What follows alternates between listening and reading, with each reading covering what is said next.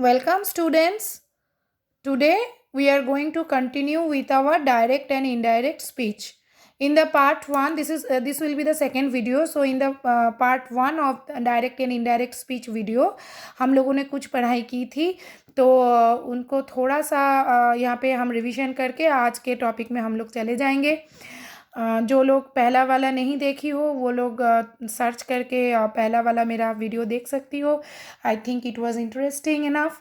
सो देखते हैं। सो देखो, ये एक डायरेक्ट स्पीच हम लोगों ने लिखा है। Alok said India has won the match. तो यहाँ पे हमने पहले बोला है कि ये जो सेड रहता है, सेज रहता है, विल से रहता है, हैज़ सेड रहता है, इन सबको हम लोग रिपोर्टिंग वर्ब कहते हैं। और रिपोर्टिंग वर्ब को ये देखना पड़ता है कि रिपोर्टिंग वर्ब किस टेंस में है। जैसे कि यहाँ पर रिपोर्टिंग वर्ब जो है पास्ट टेंस में है, ठीक है। इसके बाद देखो, India has won the match, this is with in inverted comma. और इसको इसी स्पीच को ये जो हम लोग इनडायरेक्ट में बनाते हैं, तो बाहर अगर रिपोर्टिंग वर्ब जो है वो पास्ट टेंस में रहता है, तो अंदर का हम जब लिखेंगे तो अंदर के इन्वर्टेड कॉमा के अंदर वाले वाक्य का भी वर्ब जो है उसको हमें पास्ट टेंस बनाना पड़ेगा। ओके। सो देखो, यहाँ पे हैज़ ओन को हमें हैड ओन करना पड़ेगा। तो देखो क्या लिखते हैं इनडायरेक्ट में। इनडायरेक्ट स्पीच में हम लोग लिखेंगे Alok said that India had won the match. हमने इसको हैड बना दिया, ठीक है। तो देखो, आज हम लोग जहाँ से शुरू कर रहे हैं, आज हम लोग यहाँ से शुरू करेंगे। द पास्ट परफेक्ट इज, जैसे कि कोई पास्ट परफेक्ट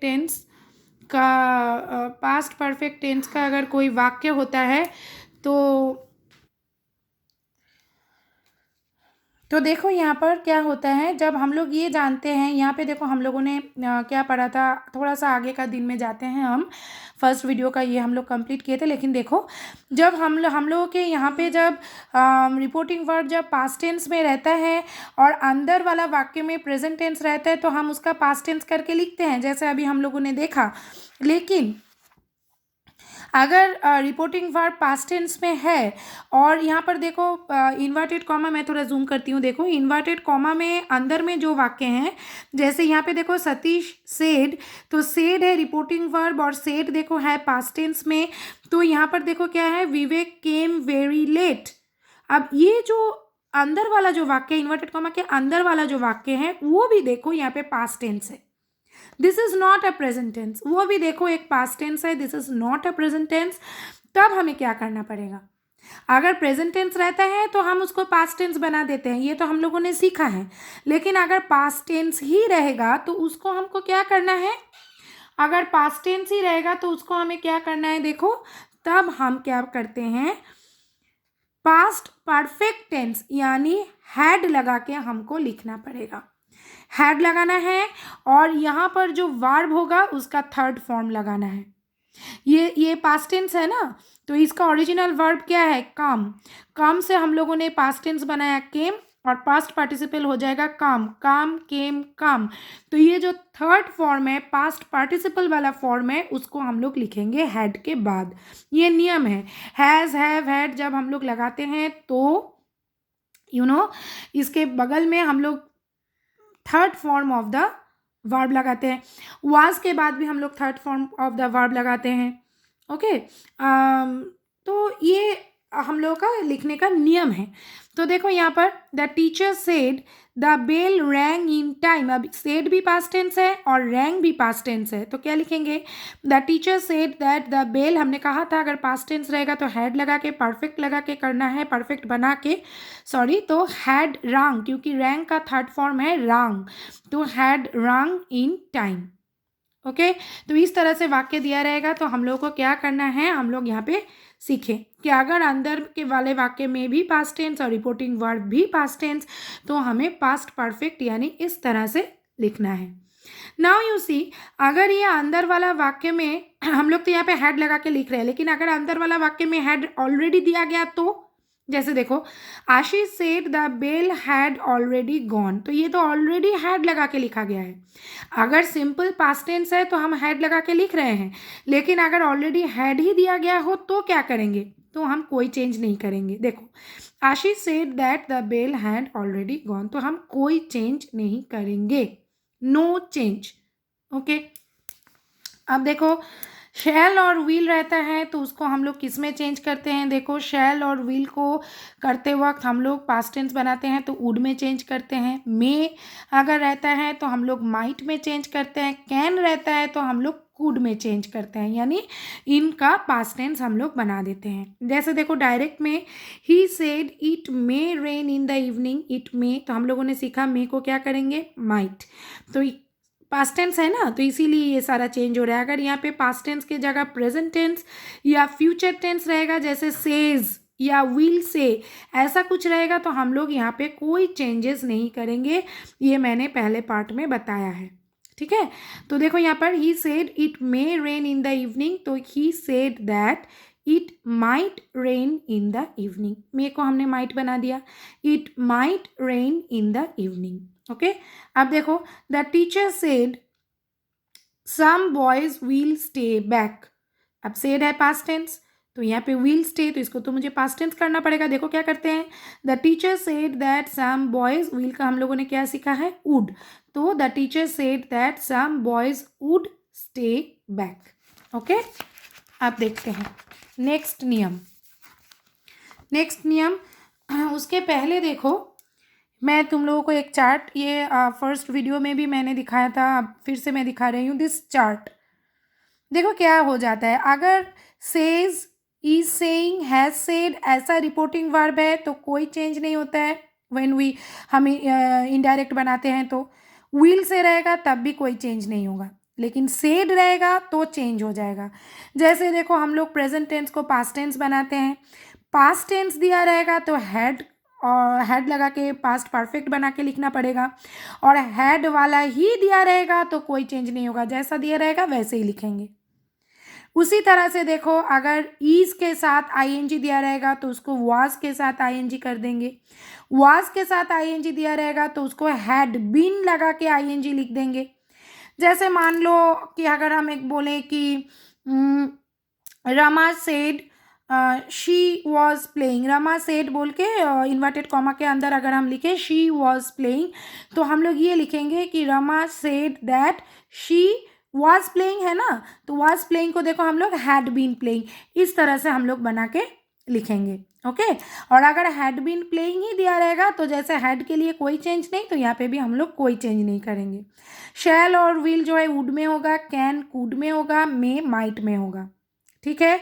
और ये वाला जो दिया गया है इसके लिए हम लोग थोड़ा सा यहाँ पे थोड़ा पढ़ाई करते हैं। देखो अभी यहाँ पे क्या पढ़ते हैं, देखो if the reported speech expresses a universal truth और a habitual fact its tense remains unchanged. इसका मतलब क्या है, अभी हम लोगों ने सीखा कि अगर बाहर वाला रिपोर्टिंग वर्ब जो है पास्ट टेंस में है तो मुझे अंदर वाला वर्ब जो है पास्ट टेंस करना पड़ेगा, नहीं तो जैसे यहाँ पे हम लोगों ने सीखा है उस तरह से चेंज करना पड़ेगा। लेकिन अगर हम कोई ऐसा वाक्य बोलते हैं जो यूनिवर्सल ट्रूथ है, यूनिवर्सल ट्रूथ यानी जो कल भी सही था, आज भी सही है और कल भी सही रहेगा, यूनिवर्सल ट्रूथ।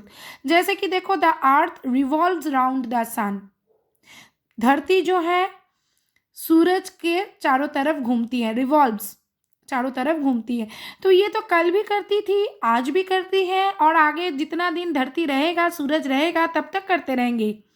तो ये यूनिवर्सल ट्रूथ है। तो इसके लिए हम इसको, यहाँ पे सेड है, मैम ने बोला इसको रिवॉल्व, नहीं इसको ईडी लगा देंगे, नहीं बिल्कुल नहीं, गलत हो जाएगा। उसका मतलब पृथ्वी घुमा करती थी, अभी वो स्थिर हो गई है, ये गलत हो गया ना। तो इसीलिए यूनिवर्सल ट्रूथ के लिए हम लोग क्या करेंगे, यूनिवर्सल ट्रूथ के लिए हम लोग जैसा है वैसे लिखेंगे। The teacher said that the earth revolves round the sun. देखो हम लोगों ने कोई चेंज नहीं किया, नो चेंज, हम लोगों ने कोई चेंज नहीं किया, ठीक है, क्योंकि ये यूनिवर्सल ट्रूथ है। अगर हम इसको पास्ट टेंस बना देंगे तो पूरा मतलब गलत निकल जाएगा। और एक सेकंड क्या यहाँ पे सीखी हो, हैबिचुअल फैक्ट। हैबिचुअल फैक्ट मतलब जो काम हम लोग रोज किया करते हैं। जैसे मान लो मैं चाय नहीं पीती, तो ये तो मैं कल भी नहीं पीती थी, आज भी नहीं पीती हूँ और जितना दिन जिंदा रहूंगी तब तक नहीं पीऊंगी, तो ये मेरा हैबिट है। अभी कोई बहुत सुंदर तरीके से हैंड राइटिंग है किसी का, शी राइट्स वेरी नीटली, तो ये नीट हैंड राइटिंग वो कल भी करती थी, आज भी करती हैं, जितना दिन जीवन रहेगा उनका उतना दिन करेंगी, तो ये उनका हैबिट है। कोई बहुत झगड़ा करती है जैसे कोई मिस जो है बहुत गुस्से वाली है, यू नो, हो ही सकता है, तो ये उनका हैबिट है। तो ये जो है दिस इज हैबिचुअल फैक्ट। मैं हर रोज मॉर्निंग वॉक में जाती हूँ तो ये मेरा हैबिट है। मैं दूध ठंडा पीती हूँ, ये मेरा हैबिट है। तो जब ऐसा कोई हैबिट के बारे में बात करेंगे तो हम लोगों का बाहर का रिपोर्टिंग वर्ब पास्ट होने के बावजूद हम लोग अंदर का कोई चेंज नहीं करेंगे। देखो, she said Karan always speaks politely. She said ये पास्ट टेंस है। क्या सेड? कि करण हमेशा पोलाइटली बात करता है, हमेशा पोलाइटली बात करता है, ये करण का हैबिट है। तो यहाँ पे हम लोग क्या करेंगे? She said that Karan always speaks politely. कोई चेंज नहीं हुआ। यहाँ पे देखो, ये है इसका लास्ट वाला नियम, in universal truth and habitual actions कोई चेंज नहीं होता है। तो इसीलिए क्या है, जब तुम लोगों को डायरेक्ट से इनडायरेक्ट करने के लिए कुछ वाक्य दिए जाएंगे तब तुम लोगों को वो पढ़ना पड़ेगा, ये जानने के लिए कितने सारी। सबसे पहले जो है रिपोर्टिंग वर्ब देखोगी।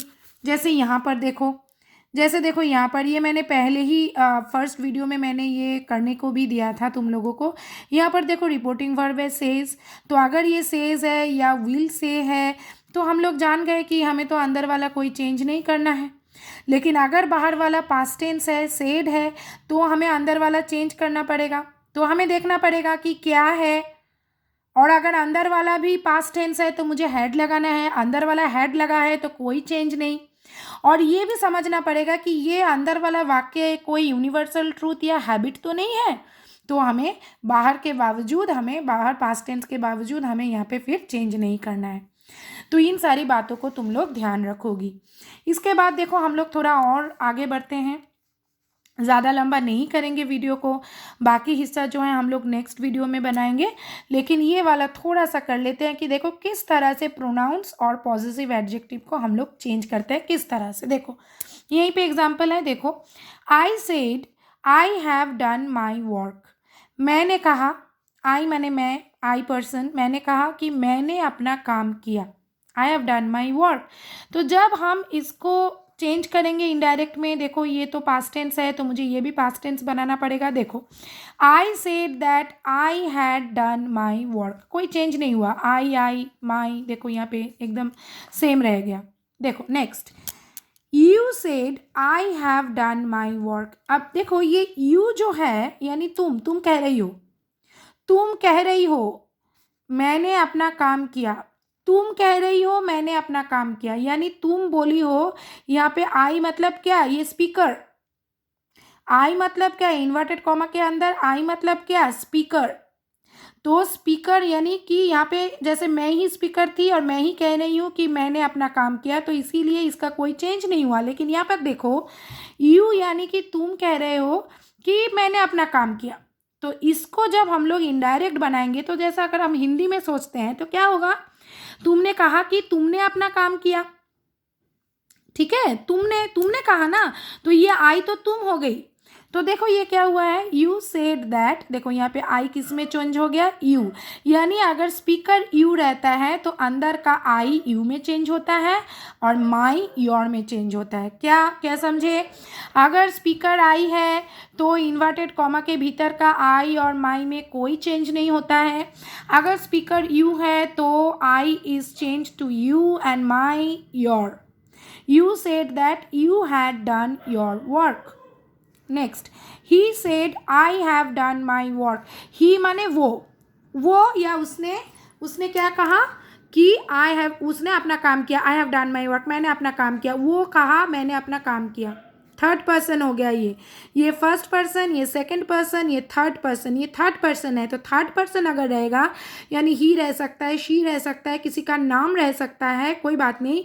तो क्या हो जाएगा? ही सेड दैट। आई देखो किस में बदल गया? ही। माई किस में बदल गया? हिज।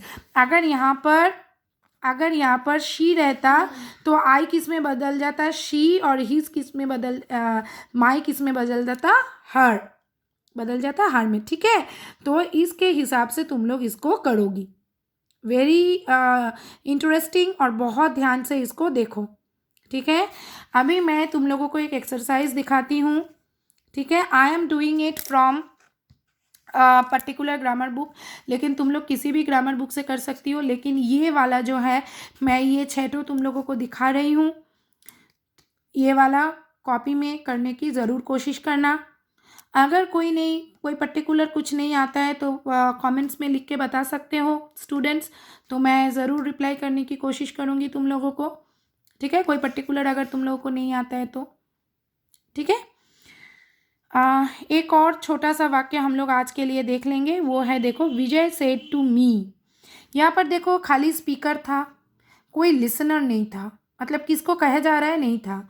लेकिन यहाँ पर देखो स्पीकर है विजय, सेड टू यानी उसने बोला, किसको बोला, मी, ठीक है। यहाँ पर एक और चीज़ देखो नोटिस करने लायक है कि जब सेड टू रहता है तो जनरली हम लोग टोल्ड लिखते हैं। ये इनडायरेक्ट करते वक्त थोड़ा सा याद रखोगे कि जनरली सेड टू जब रहता है तो हम लोग टोल्ड लिखते हैं। जब सीधा सेड रहता है उसके बाद टू और लिसनर नहीं रहता है तो हम लोग सेड ही रखते हैं।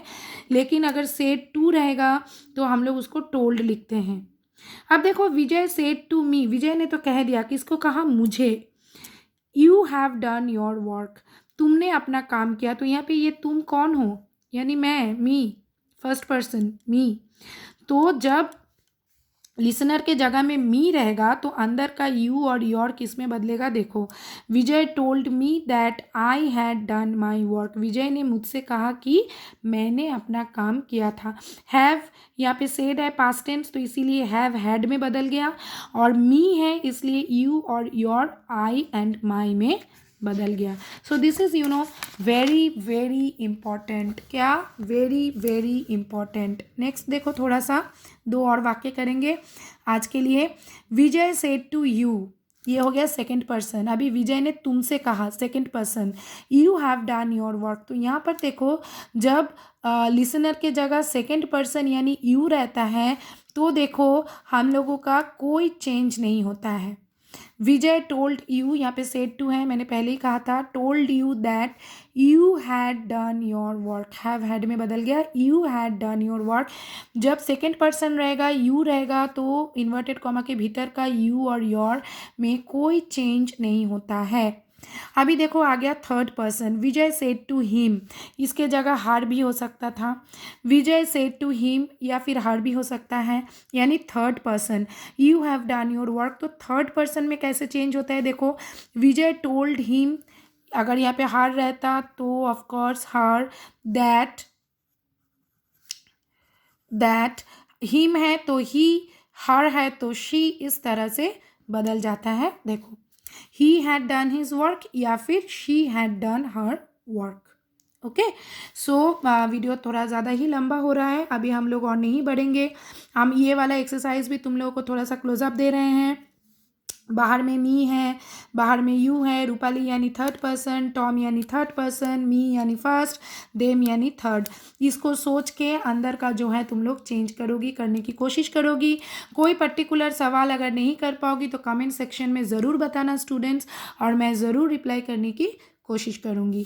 सो प्लीज़ आज हम लोग वीडियो यहीं पे ख़त्म करते हैं। तब तक प्लीज़ हम लोगों ने जितना भी पढ़ाई किया आज उसको बहुत अच्छे से लर्न करो, समझने का कोशिश करो। इस चार्ट को स्क्रीनशॉट ले सकती हो, लिख सकते हो अपने कॉपी में, दिस इज़ वेरी इंपॉर्टेंट। और फिर जो है अभी भी बहुत सारा बाकी है, ये वाला चार्ट जो है हम लोग नेक्स्ट वीडियो में करेंगे। This is also a very important chart. So wait for my next video, please subscribe my channel, ताकि मैं जब भी वीडियो बनाऊँ तो सबसे पहले तुम लोगों को मिल जाए। एंड तब तक लर्न करो, and please like and share my videos. Till then, goodbye students.